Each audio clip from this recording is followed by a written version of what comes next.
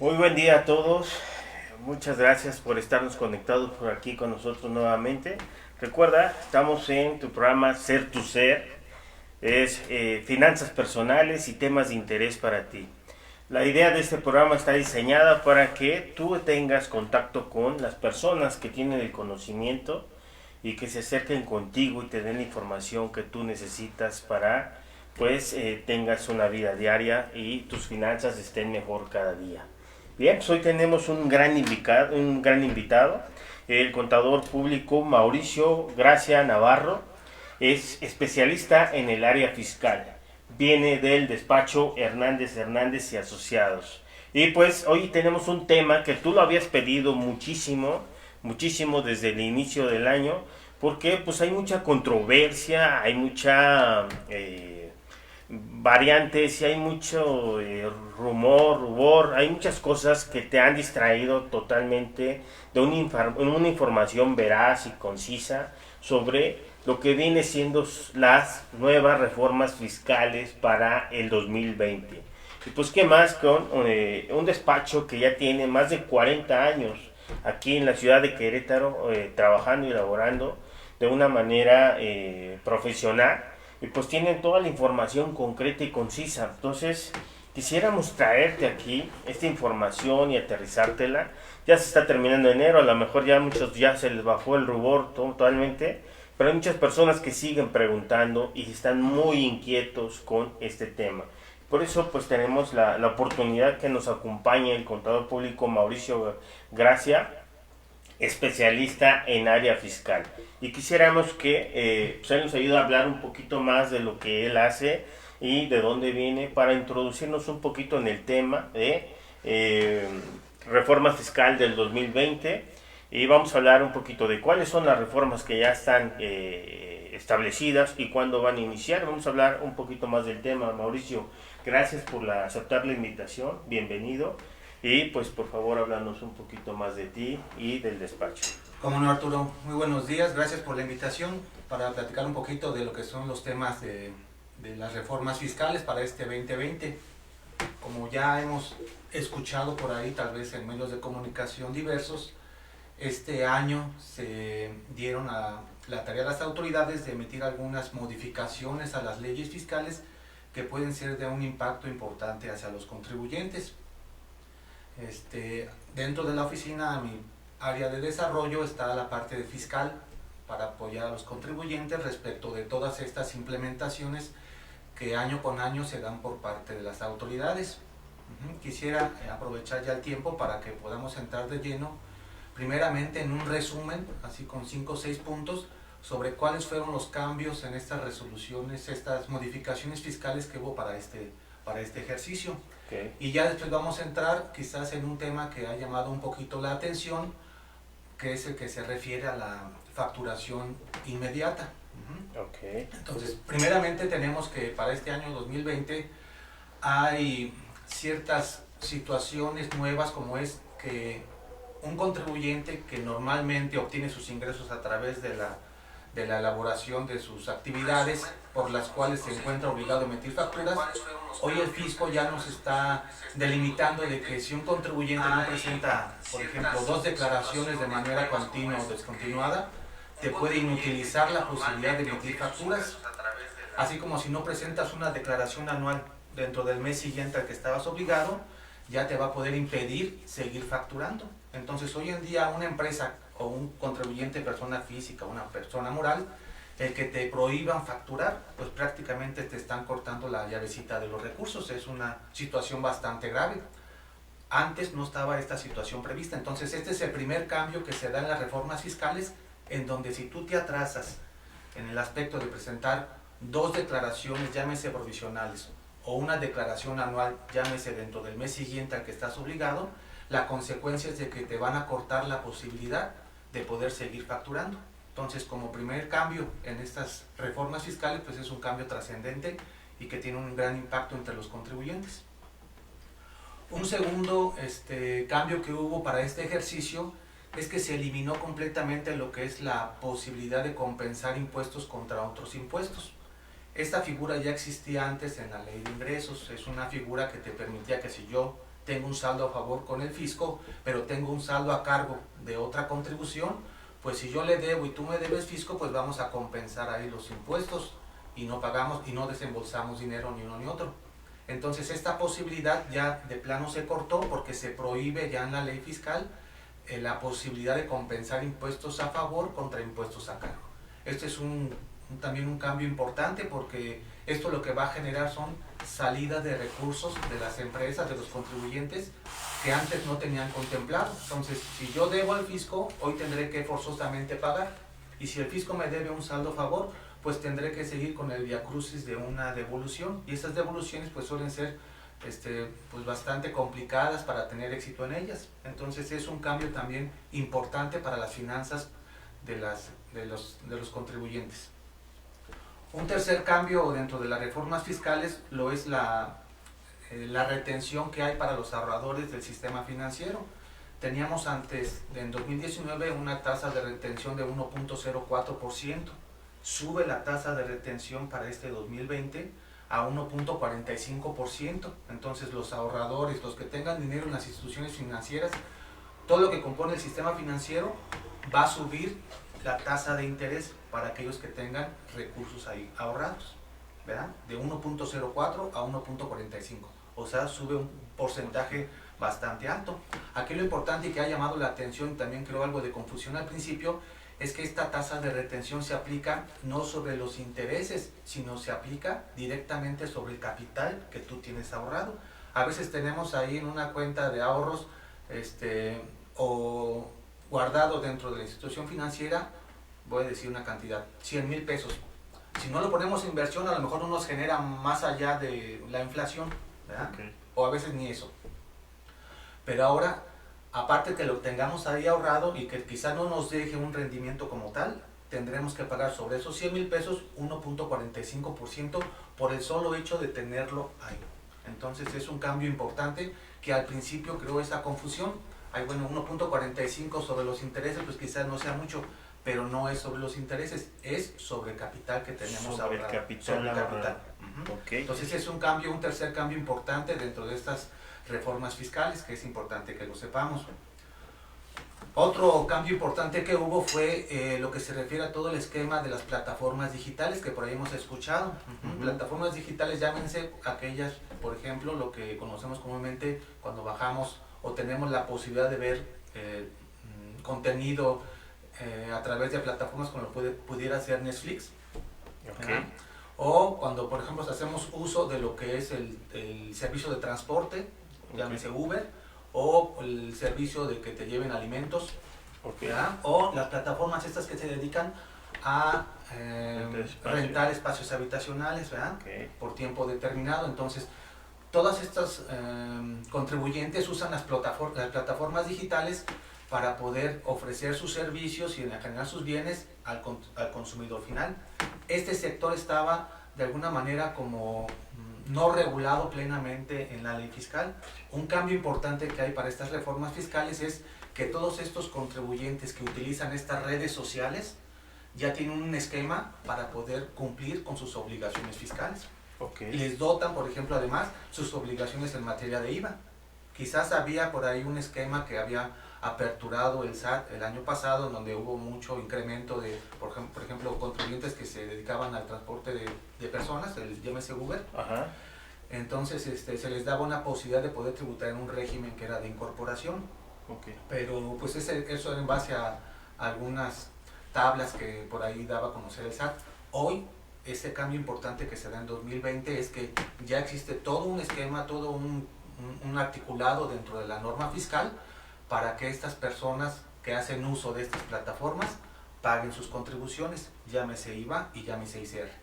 Aquí lo importante es que quien va a pagar, al final de cuentas, ¿quién es? El consumidor final. No lo va a pagar, por ejemplo, la plataforma que me ofrece películas. No. Lo voy a pagar yo, que me van a subir la cuota mensual por hacer uso de esa plataforma. Ajá. En el Uber, ¿quién va a pagar al final de cuentas el impuesto? El cliente final. El que está solicitando ese transporte y así sucesivamente. Entonces es más una contribución que va dirigida a aquellos que hacemos uso, o sea, al final de cuentas el impuesto lo va a pagar siempre el consumidor final.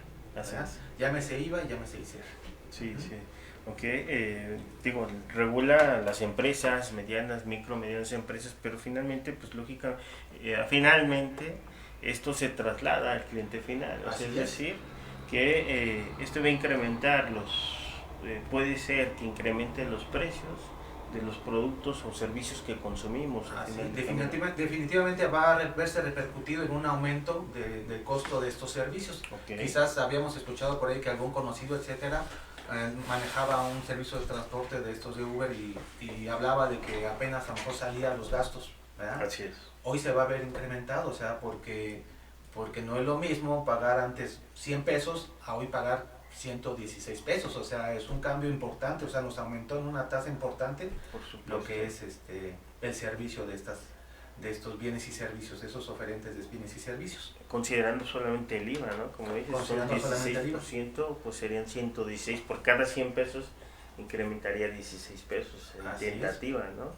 Antes, por ejemplo, la forma en que regulaban, daban una opción de que la plataforma, llámese Uber, sea quien retuviera el impuesto a ti como conductor de esa unidad, pero hoy pues ya le dota la facultad al propio conductor de que haga estas veces de ser el que pague el impuesto él de manera propia y fungir a la plataforma como un retenedor de manera opcional si es que la plataforma y el conductor así lo deciden. La cosa es de que es un cambio también importante que se mencionó mucho al inicio del año, porque todos hacemos uso de estas plataformas de una u otra manera. Así es.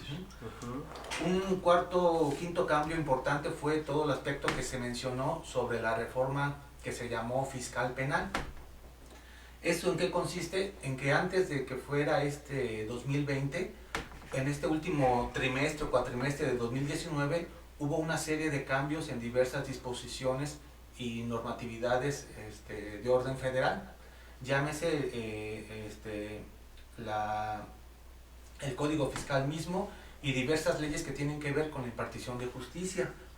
Entonces, hoy en día se coordinaron diversas disposiciones para que ciertos delitos que antes tenían una característica de ser delitos fiscales, a partir del 2020 tengan una característica de ser delitos penales. Y la diferencia entre un delito fiscal que pase a un delito penal pues es grandísima, porque un delito fiscal se remedia con resarcir el daño.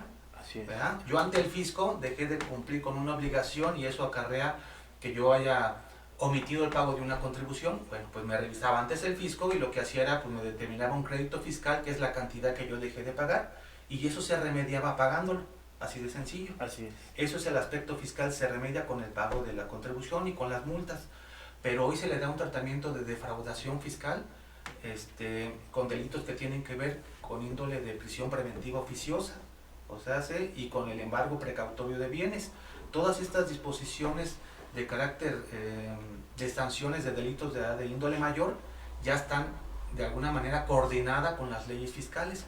Y hoy el aspecto fiscal, en algunos temas, en algunas situaciones así previstas en las disposiciones, ya suben a un ámbito que es de tipo penal. Entonces, esto causó mucha controversia entre los contribuyentes, porque va dirigido principalmente por la utilización de lo que son las facturas que nos venden contribuyentes, se dedican a vender facturas, ¿verdad? Entonces el fisco, ventas de facturas. Entonces era un tema que el fisco ha estado trabajando, no sé, 10 años hacia atrás, de 2004 hacia acá, que es la facturación electrónica, pues no ha podido combatir este esquema de venta de facturas. Hoy, quien se dedica a esto, la verdad es que está en riesgo no nada más el aspecto de que cierro la cortina y ya me voy. O sea, hoy la autoridad ya puede acceder a información de INEGI, puede acceder a información del sistema financiero, puede acceder a información de cualquier índole para poder buscar un contribuyente, y los delitos de carácter penal se persiguen de manera distinta a los de carácter fiscal. Entonces es un cambio, la verdad, bastante trascendente y complicado dentro de las reformas fiscales. Bueno, pues esos cambios son muy interesantes y son muy fuertes y agresivos para lo que es el común denominador de los contribuyentes, ¿no? Es cierto que dices, hay un núcleo de personas que se dedican o que hacen este tipo de fraudes y que se han dedicado toda su vida quizás o han encontrado una manera de hacer ingresos ilícitos por medio de facturación, de venta o compra-venta de facturación y han tenido ese camino desde siempre. Pero el contribuyente común, las personas que igual nos están viendo, quizás es qué deben de hacer, qué deberían de estar, pues no preocupados, sino cuál sería su camino correcto para decir pues, dónde van a estar bien, cómo se van a sentir bien de acuerdo a estas nuevas reformas que estábamos mencionando ahorita, llámese las plataformas, llámese contribuir como tal, ¿no? Y en dónde se deben, en qué camino se deben de alinear y hay algún especialista que les pueda apoyar. Mira, o sea, sí es importante la pregunta porque a veces uno piensa que estas reformas van dirigidas solamente a aquellos contribuyentes grandototes. Así es. Entonces nunca va a llegar a mí que soy un contribuyente menor, un pequeño contribuyente. La situación es de que, como mencionaba al principio, un cambio importante de los primeros que mencioné fue el que a ti, contribuyente, llámese Juan Pérez o llámese una empresa transnacional, te voy a prohibir que sigas facturando si es que tú entras en una conducta de las que yo considero de que son erróneas, como por ejemplo el hacer uso de facturas falsas o apócrifas. Okay. Entonces, eso le pega al contribuyente chiquito y al contribuyente grandote. ¿Qué peor sanción o qué peor castigo puede haber hacia un contribuyente que el hecho mismo de que te prohíban facturar? Hoy en día, si no facturas, pues no vas a tener los clientes que tú necesitas. Okay. Entonces, es importante que tanto el pequeño como el mediano y el grande pues tomen atención a estas disposiciones porque lo que está haciendo la autoridad es cercar ahí lo que es el actuar indebido de los contribuyentes. O sea, ya no vivimos en una época en donde pues quizás me escondía en un lugar donde ni siquiera hacen visitas o la facturación todavía era en papel, etcétera, entonces no se daban cuenta de mí. Hoy todo es electrónico, entonces la forma en que te identifican a ti, chico, mediano, grande, pues es de manera casi inmediata. Otro cambio que hubo, por ejemplo, no lo menciono ahorita, pero es, por ejemplo, de que el SAT, al momento en que tú vas a darte de alta y a pedir un certificado para poder emitir facturas, el SAT en ese momento va a ver si tú eres un contribuyente o una persona física que ha tenido problemas anteriormente con el fisco. A lo mejor tú hace 5 o 6 años fuiste un contribuyente que cerró la cortina porque el SAT te estaba buscando, porque tenías alguna omisión, un crédito, te estaba buscando el SAT porque no estabas dado de alta por alguna actividad que realizabas. Hoy lo que hace el SAT es, cuando tú, tal vez 5 o 6 años, vas y presentas una solicitud para inscribirte, el SAT lo que hace es checar tu situación dentro de su base de datos, y lo primero que va a ver es si tú tienes algún antecedente de adeudo con la autoridad. Si tú estás en una situación que con ella no hayas remediado algún tipo de un problema que hayas tenido anteriormente, entonces te va a poder prohibir el que te dediques de manera legal a las actividades que quieres desarrollar. Entonces, como quien dice, tu pasado te persigue, o sea, la autoridad tiene esa facultad de poderte negar el acceso a que tú de manera hoy voluntaria tú quieras regularizarte. Tendrás que, se puede decir, tendrás que corregir tu pasado para que ahorita te permitieran desarrollar la actividad que tú quieras. Entonces no se trata de que cierro la cortina hoy, me voy y aparezco 2 o 3 años después. Ya no se puede hacer eso. El SAT ya tiene información respecto de cada contribuyente sobre qué es lo que has hecho en tu vida pasada en el aspecto de obligaciones de cumplimiento. Okay.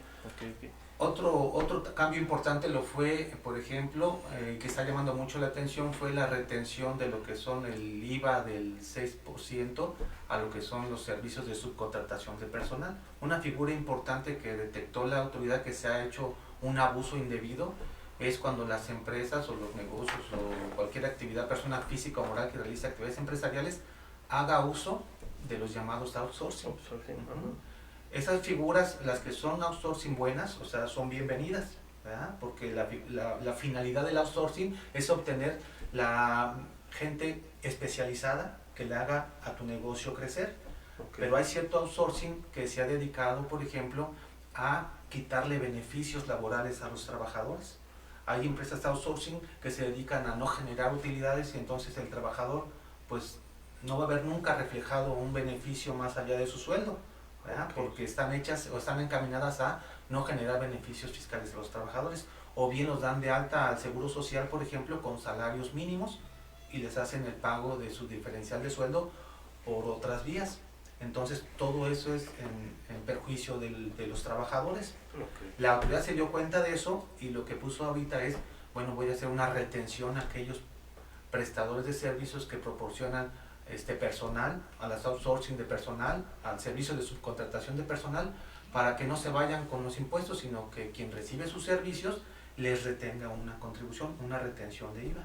Lo malo aquí, como está la redacción del artículo, de la fracción cuarta del artículo 1A de la ley de IVA, tal parece que esa retención va a todos aquellos que nos prestan servicios. Llámese, por ejemplo, el que va a hacer servicio de jardinería, el que va a hacer servicio de limpieza, o sea, esos servicios no están encaminados al área productiva de la empresa. Tú contratas una entidad que se dedica a dar servicios de limpieza.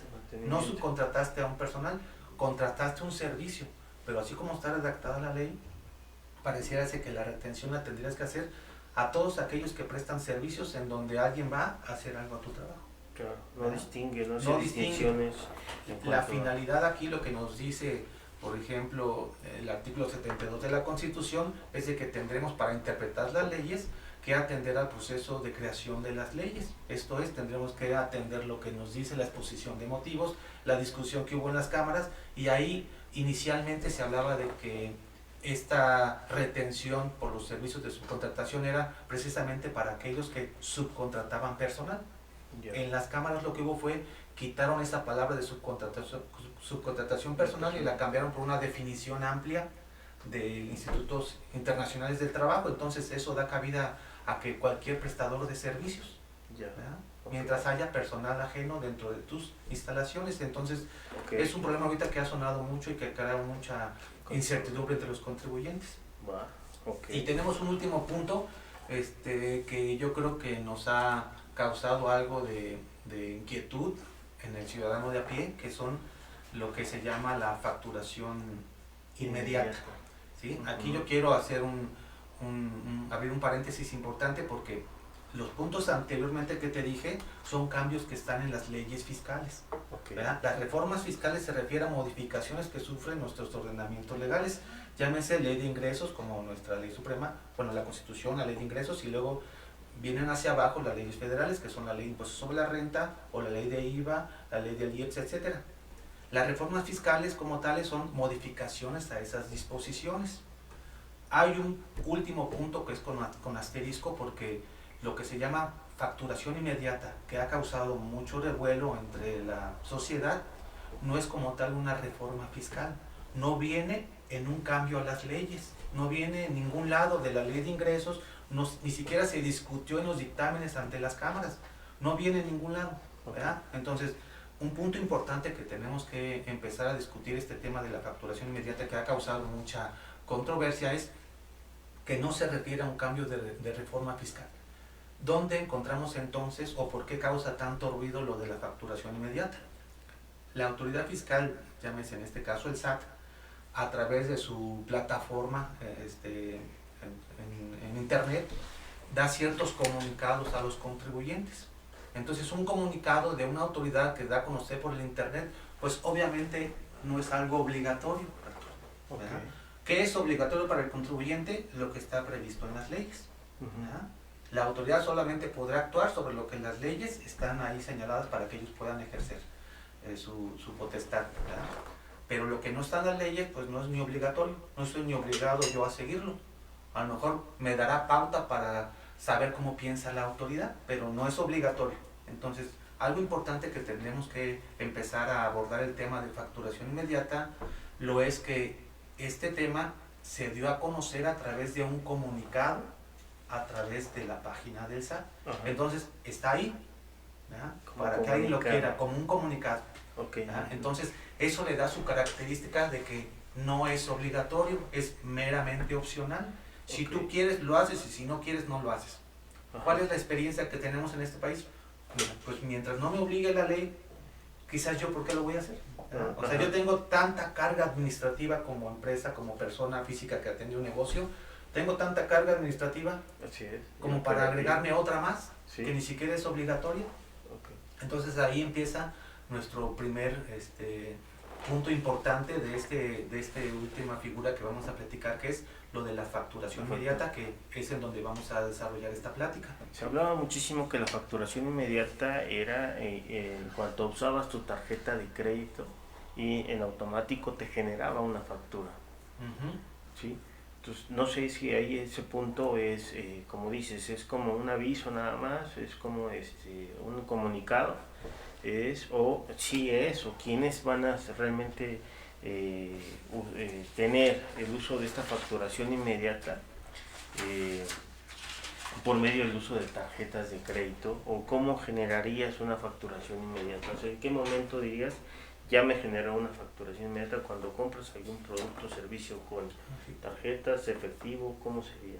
Sí, mira, este tema de la facturación es un problema en el cual todos los contribuyentes, llámese chicos, medianos o grandes, deben de tener especial atención, porque una factura mal elaborada restringe su deducción e imposibilita que lo acredites el impuesto que se traslada ahí. Si una factura no está bien hecha, tú que lo pagaste no lo puedes deducir ni lo puedes acreditar, es decir, no puedes disminuir los impuestos que pagaste ahí. Todo lo que pagamos en las adquisiciones que hacemos tienen un IVA.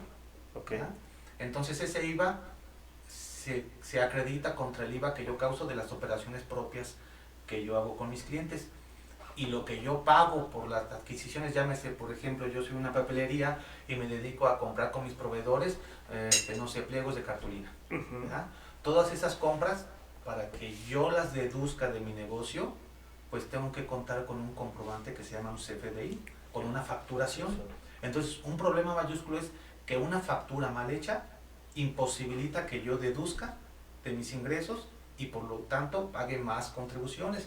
Nadie quiere pagar más contribuciones, todos queremos pagar la contribución que vaya de acuerdo a nuestra capacidad por el aumento de nuestro patrimonio. Es decir, si yo vendí 100, pero para vender esos 100 yo gasté 80, entonces mi utilidad fueron 20. Lo correcto es que yo pague impuestos sobre los 20, no sobre los 100. Pero para que yo pueda deducir esos 80, necesito soportarlo con las facturas que yo adquiera de mis proveedores. Si no adquiero facturas, llámese CFDI, con todos los requisitos, que son un montón de requisitos, no voy a poderlo deducir. Entonces ese es un problema que ha habido en el común denominador de los contribuyentes. Por ejemplo, a veces, ¿quién no le ha tocado la situación de que a veces sale de viaje y le dicen, es que ahorita no hay sistema, no te puedo facturar ahorita? Sí. Y nada más tienes hasta hoy para facturar y tú estás en otro lado. Ya no puedes regresar a ese lugar a pedir una factura. O a veces vas y dices, es que la facturación tienes que ir a esa ventanilla, a esa oficina que está a veces hasta 500 metros, o atravesando la carretera y en medio hay una contención. O sea, claro, eso sucede en la práctica. Exactamente. O simplemente quieres entrar a facturar y la plataforma no funciona. Así entonces, es. A ti se te pasan los días porque tú estás en el día a día de tus actividades, a veces se te pasa el tiempo para poder facturar. Okay. Entonces, ese es un problema que ha visto la autoridad que sucede. Que sucede, y en ese punto tomó la decisión de que se genere facturación inmediata. ¿Qué voy a hacer por ti? Eso. ¿Qué voy a hacer por ti? O sea, pensando el SAT en ti, como persona, como empresario, como microempresa, dice, pues una facturación inmediata te agiliza los tiempos y te ayuda a que seas más práctico. Te va a facilitar. Entonces, bueno, también es importante señalar que esta situación va dirigido a contribuyentes. Bueno, la esencia del comunicado del SAT o su intención que nos da a conocer de manera así literal es que va dirigido a aquellos contribuyentes que se encuentran inscritos, que pagan contribuciones, que están al corriente de sus obligaciones. O sea, inicialmente esa es la intención que tiene la autoridad. Ahorita vamos a platicar un poquito del trasfondo que estamos viendo, porque no nada más va dirigido a ellos, va dirigido a aquellos con entidades que no están inscritas al RFC, ¿verdad? Que no están pagando impuestos. O sea, ellos ya se ven algo perjudicados por esta medida. Claro. Y es una inquietud quizás hasta cierto punto razonable, pero y que ha causado mucha confusión y algo de horror, podré decir esta palabra que se escucha bastante fuerte, pero eso es lo que ha causado, porque en el ciudadano de a pie lo que se escucha es, si yo gasto más de lo que tengo como un ingreso, la consecuencia es de que el SAT me va a buscar y me va a decir, me debes tanto de impuesto, porque gastaste 100 y nada más ganaste 50. Entonces, ¿de dónde sacaste los otros 50? Pues en lo que averigua, pues ya tengo un crédito fiscal con el SAT. Eso es lo que ha causado mucha incertidumbre entre el contribuyente de a pie, ¿verdad? O sea, porque ¿quién no hace hoy uso de una tarjeta de crédito o de débito? Así es. Esto va dirigido a quien hagan uso de tarjetas de crédito y de débito con instituciones financieras. No están incluidas en este primer plano lo que son las tarjetas de tiendas departamentales, porque hay quien te está dando el financiamiento de la tienda departamental. Está dirigido a aquellas tarjetas de crédito y de débito que son emitidas por las instituciones financieras. Como tú dices, al contribuyente de a pie, o es a las personas físicas y a las personas morales que tienen actividad empresarial. Va dirigido este primer esquema a lo que son las personas físicas. Personas físicas. Sí, porque la persona moral pues ya está más acotada respecto de que no puede tener en su contabilidad, por ejemplo, cuentas bancarias que no formen parte del negocio. La persona moral es una entidad jurídica que está delimitada desde quiénes son los accionistas, está delimitado desde qué cuentas bancarias usa, está delimitado de quiénes son tus clientes, tus proveedores, ya todo eso está conocido por parte de la autoridad.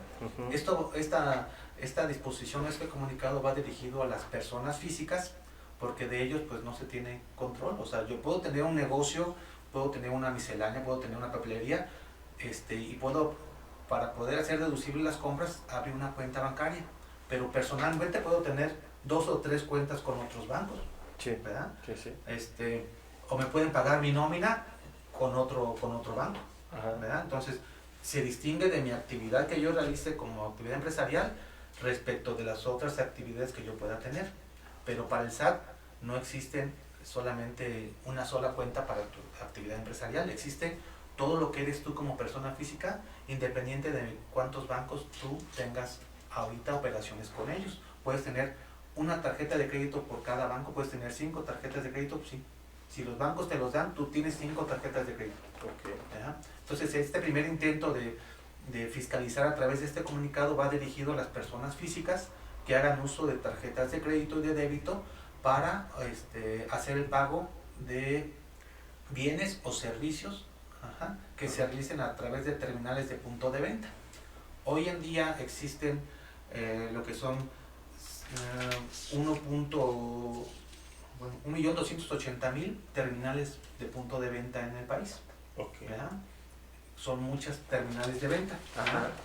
Entonces, y hay 100 millones de tarjetas de crédito, hay 25 millones de tarjetas de débito. O sea, lo que se espera lo que está viendo el SAT es de que todos hacemos uso de alguna u otra manera de una tarjeta de crédito o de una tarjeta de débito.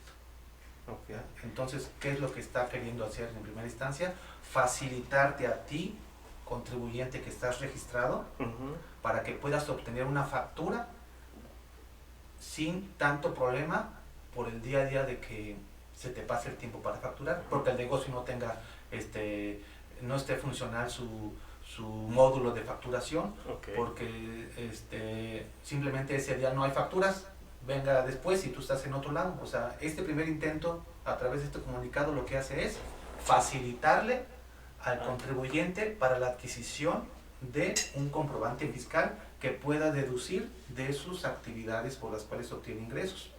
Ese es el primer intento de este comunicado. Es un intento del comunicado, no es todavía una reforma como tal. No es una reforma como tal. Es un comunicado. Es un comunicado del SAT. Muy bien. Entonces eso es importante distinguirlo. No es obligatorio.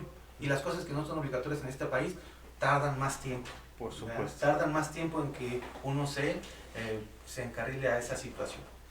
Este comunicado lo que hace es de que le da un plazo en el primer cuatrimestre para que tanto los contribuyentes, llámese aquellos que usan tarjetas de crédito y de débito para pagar servicios, vayan al banco y hagan las gestiones necesarias para que tu tarjeta de crédito o débito almacene en el chip que tiene tu tarjeta tu información personal.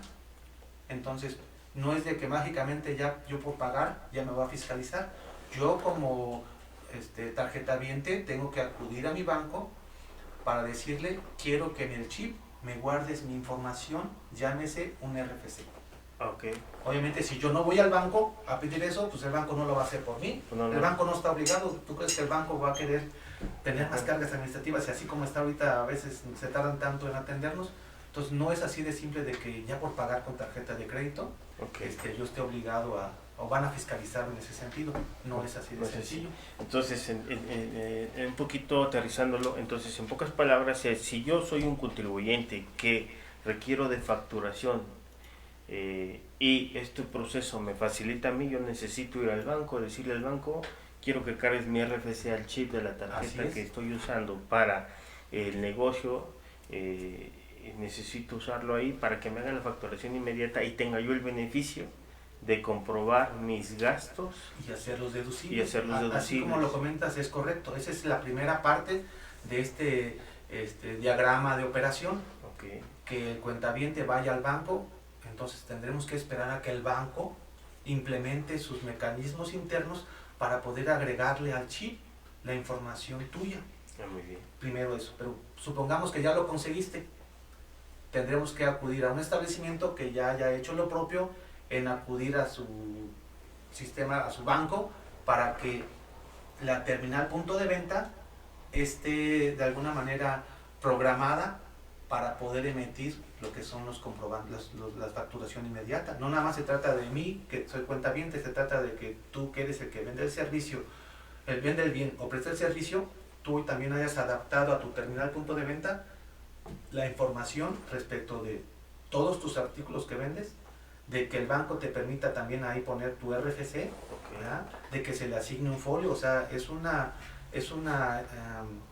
asociación o un plan desarrollado por el SAT y la Asociación Mexicana de Bancos. Ajá. Para que en conjunto, no es de uno y otro, en conjunto puedan cumplir con esta facilidad.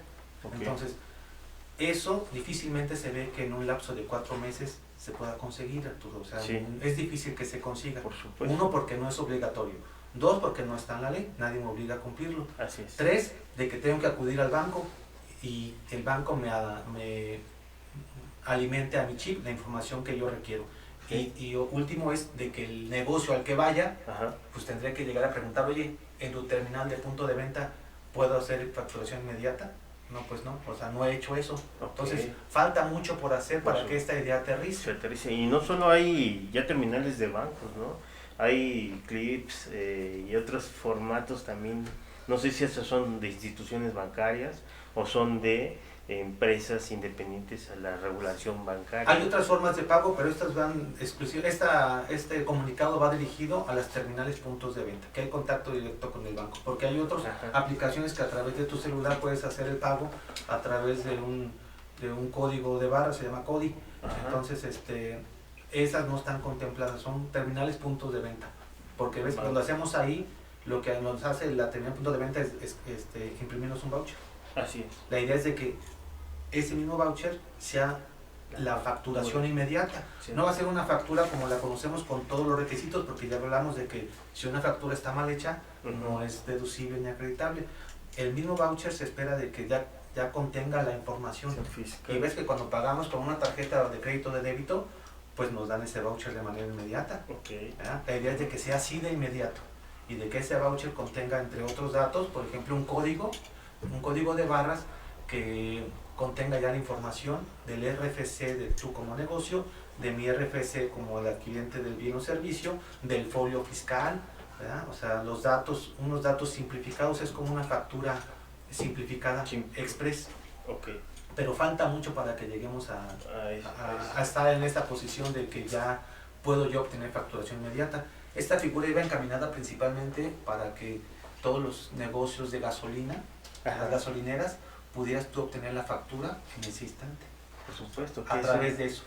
Ellos se supone que serán los primeros contribuyentes que tendrían que estar adaptados para poder emitir este tipo de comprobante inmediato. Por la naturaleza, ¿no? De que es el negocio, de que vas de paso muchas veces y pagas con tu tarjeta y pues el proceso de la facturación es que te agilice el trámite. Déjeme atender al otro para poderle capturar sus datos. Entonces se te puede pasar ahí un ratote, o la persona que está en una caseta ahí de la gasolinera, pues es hora de comida o no está, o ya es de noche. Sí, claro, entonces sí. ya no puedes tú regresar al otro día porque Sí. es tu paso, esa gasolinera. Entonces, por eso es importante, y la idea no es mala, la idea es buena. Muy buena. Porque yo puedo obtener, si yo soy un contribuyente que está registrado, puedo obtener mi factura inmediata con el solo hecho de acudir al establecimiento y no tardarme nada. Por supuesto. Pues Entonces, hubo por ahí una brecha en donde la palabra facilitación por parte de la autoridad se convirtió en fiscalización, ya. porque eso es por parte de los contribuyentes que están cumpliendo, que están registrados, Okay. que reciben un sueldo a través de su nómina, por ejemplo, ¿verdad? Y en su nómina les pagan 10,000 pesos, y en sus tarjetas pues gastan 8,000, 9,000, etcétera, ¿verdad? O sea, ahí no hay una discrepancia entre mis ingresos y mis gastos. O puedo tener una tarjeta de crédito, yo gano 10,000 pesos, pero tengo crédito con una tarjeta, con un banco que me da crédito de 20,000. Quizás en un mes me gaste 20,000 pesos y mis ingresos son 10, ya. ¿verdad? Pero plenamente yo puedo comprobar esa situación ante la autoridad de que yo tengo un crédito. No es un ingreso que me salió de la nada. No. Tengo un crédito porque me obligo yo con la institución financiera a cubrir ese crédito. O sea, eso es muy fácil de poder comprobar. Sin duda. Eso es por parte de esos contribuyentes. Pero ahora volteemos la mirada hacia los otros contribuyentes. Okay. A los ciudadanos. No vamos a hablar como contribuyentes porque no están registrados, inclusive ante la autoridad no tienen un RFC, pero hacen uso de tarjetas de crédito o de débito. Ya. ¿Verdad? Para ellos quizás sí les llame la atención de manera más preocupante esta disposición, porque lo que se escuchó en redes sociales es de que la autoridad ya te va a poder fiscalizar respecto de cuánto estás gastando. Okay. Vamos a llevar este escenario al aspecto familiar. Por ejemplo, está el padre de familia que gana su sueldo, ¿verdad? Y llega con su esposa a lo que es la quincena y le entrega la quincena. Dice, es lo que gané. Pero la señora ve que el esposo pues se va al food, se va de parranda, se va a comprar sus menesteres, sus vinos, etc. Así es. Entonces ya se va a preguntar, espérame, pues no que me habías dado la quincena y era todo lo que ganabas. Porque resulta que puedes gastar más, entonces tú no me estás dando lo que ganas. Es exactamente igual lo que hace el SAT. Es lo que está haciendo el SAT. Ajá. Ok. Entonces, para esos contribuyentes o esos ciudadanos que no están inscritos al SAT, les ha dado mucha inquietud y mucha preocupación. Por supuesto. Porque no olvidemos que el SAT no es una institución de beneficencia, es una institución que requiere que cobrar impuestos. Por supuesto. ¿Verdad?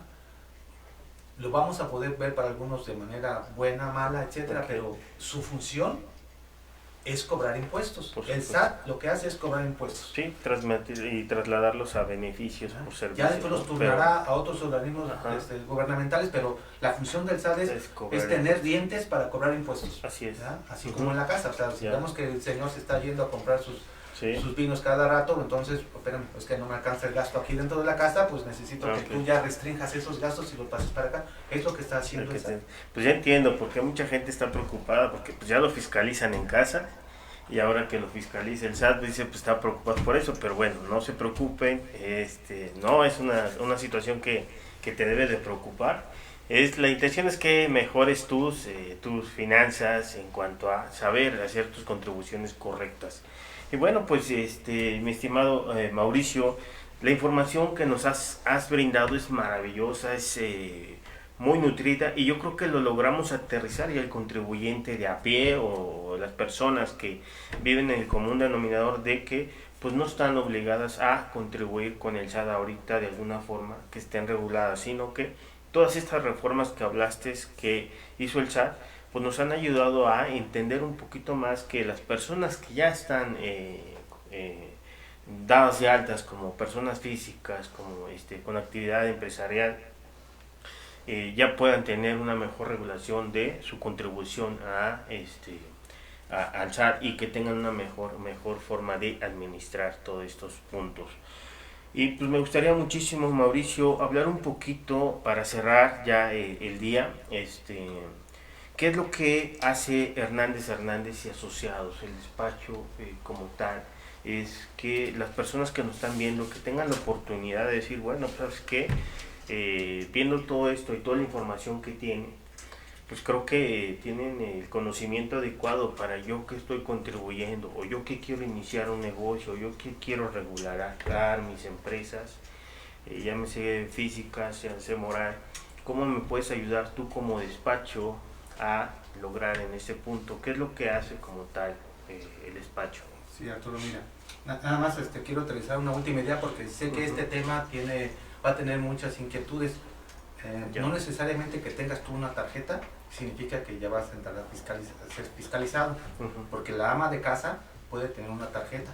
¿Verdad? Ella no trabaja, le turnan ahí lo que es una tarjeta de débito del esposo, etcétera, o el estudiante, ¿verdad? O a mí me mantiene mi mujer o yo mantengo a la mujer. Entonces puedo yo tener un medio de plástico, una tarjeta y no tener actividades, pero eso está contemplado en la misma ley. O sea, si yo le turno dinero a mis padres, a mis hijos, a mi esposa, a mi concubina, etcétera, puedo yo hacer o sea, puedo no considerar eso como una parte grabada, un ingreso grabado. Okay. Es un ingreso exento, eso no paga impuestos.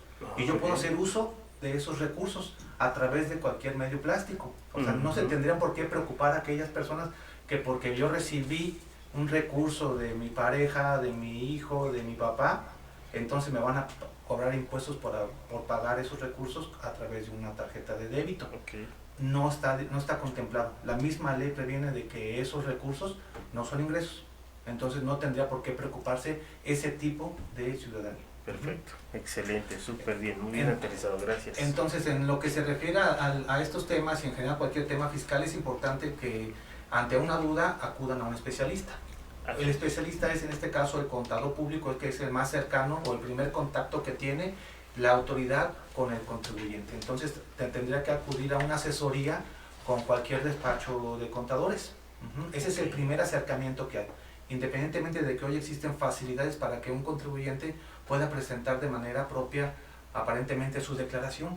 O sea, pero qué mejor que vaya acompañado ese cumplimiento con la asesoría de un profesionista.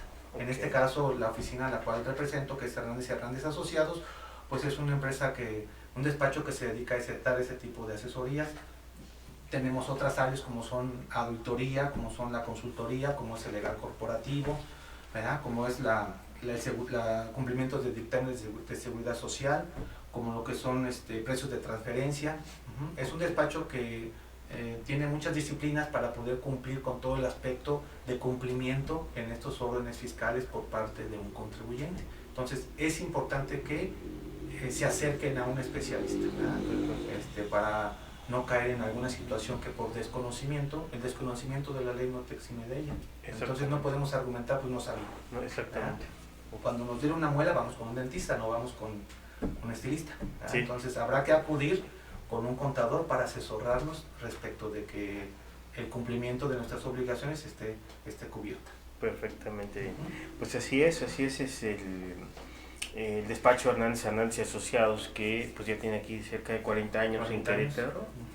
Pues tiene pues estas áreas que te pueden ayudar a ti a tener un mejor conocimiento de lo que es las reformas fiscales y sobre todo de un teje-maneje de tu negocio o de lo que tú estás haciendo, quieras crear para poder hacer una mejor fórmula de lo que es la estrategia de tu negocio como tal y que realmente te dediques, como decía Mauricio, a la operación y administración de tu negocio y que estos temas fiscales, contables también, se lo dejes a un especialista como es el despacho Hernández y Asociados.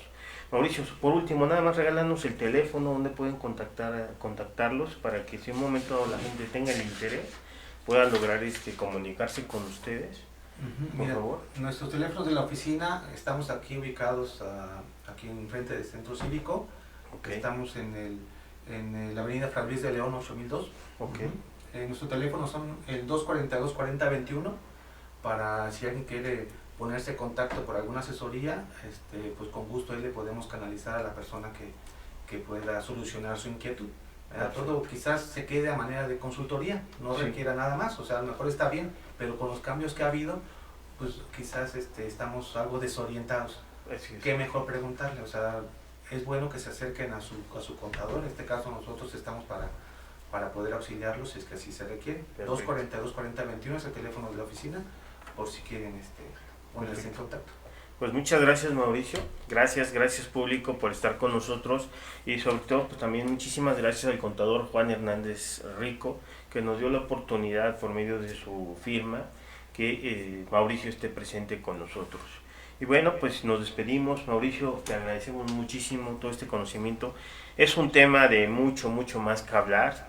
Los temas se tocaron muy sencillo, de una manera muy enlistados, pero pues hay temas que podemos ahondar un poquito más. Si tú tienes interés de que hablemos de algún tema más en específico, lo podemos analizar y revisar. Si tú tienes un tema en puntual, pues ya sabes, ¿no? Al 242-4021 puedes comunicarte con el despacho y hacer una cita con ellos y hablar un poquito de tu situación, y a lo mejor podemos encontrar ahí una nueva forma y hacer una estrategia que te ayude a seguir creciendo. Mauricio, nuevamente gracias por tu participación, y pues nos despedimos de ustedes. Nos vemos el siguiente miércoles con otro tema muy interesante para todos. Recuerda, este es tu programa Ser tu Ser, Segundo Ser con Z, finanzas personales para mejorar tu calidad de vida. Muchas gracias, saludos. Gracias.